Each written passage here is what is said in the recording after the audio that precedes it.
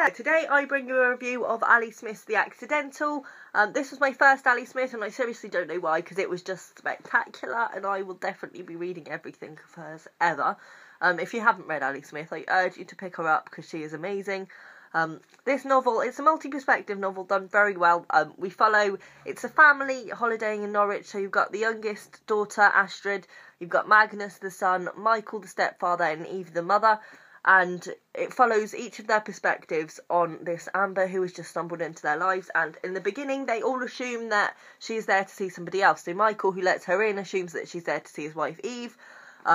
Eve assumes she's there for Michael. And it's all a bit, they just assume that she's meant to be there. And it sort of really sets the scene of how fragmented this family are, how much they don't actually talk to each other. They barely know each other at all.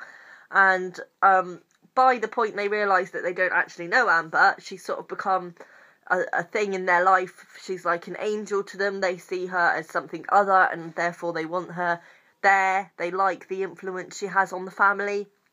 And from that point on, we kind of just follow the interactions each member of the family has with Amber, and sort of it's interesting because she's manipulative and she's sly and she's not pleasant and she's sort of almost trying to play games with them.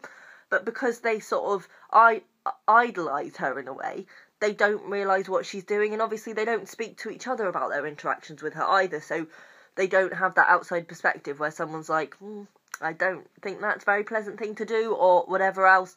And it's just fascinating. And it's sort of about the effect that Amber's presence has on them once she is gone and the influence she has over the family, effects of her presence with them.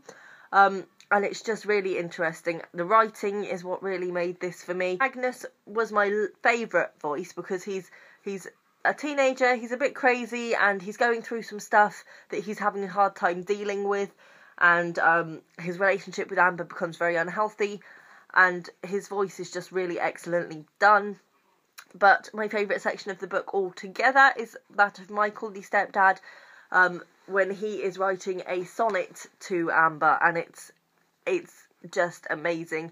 This book manages to be very experimental with language and with form, and it does it without alienating the audience. I think a lot of the time experimental novels they're quite difficult to read. You don't really understand what's going on, but with this it was completely accessible. It was a really easy read. It had me wanting to turn the page. I didn't want to put it down, and yet it managed to be really literary, really experimental and really different, and I loved it.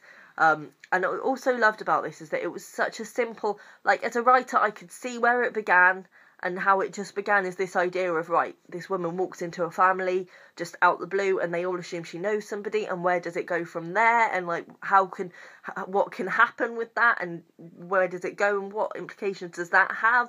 And I thought it was just amazing. I'm going to read you a bit because I definitely think you should hear how just beautiful the language is if you're not sold already. So this is a section of Magnus's. His mother equals broken. There is something broken about the way she says what she says, the way she leans forward so brightly at the table saying, "It's such a lovely night. It's been such a lovely day. It's such a lovely supper." Michael equals what? His glasses are on squint. His body is at an awkward angle. He looks dated. He looks like an Airfix model put together by a boy not concentrating properly, so a wing got stuck on a little crookedly. A wheel got super glued out of joint with the others.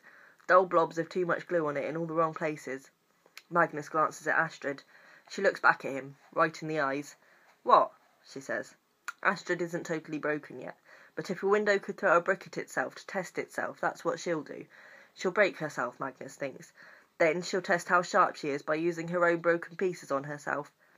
Everybody at this table is in broken pieces which won't go together. Pieces which are nothing to do with each other. Like they all come from different jigsaws, all muddled together into the one box by some assistant who couldn't care less in a charity shop, or wherever the place is that old jigsaws go to die. Except jigsaws don't die. Need I say more? Definitely pick it up if it sounds like your cup of tea. It's just, words can't explain how good it is.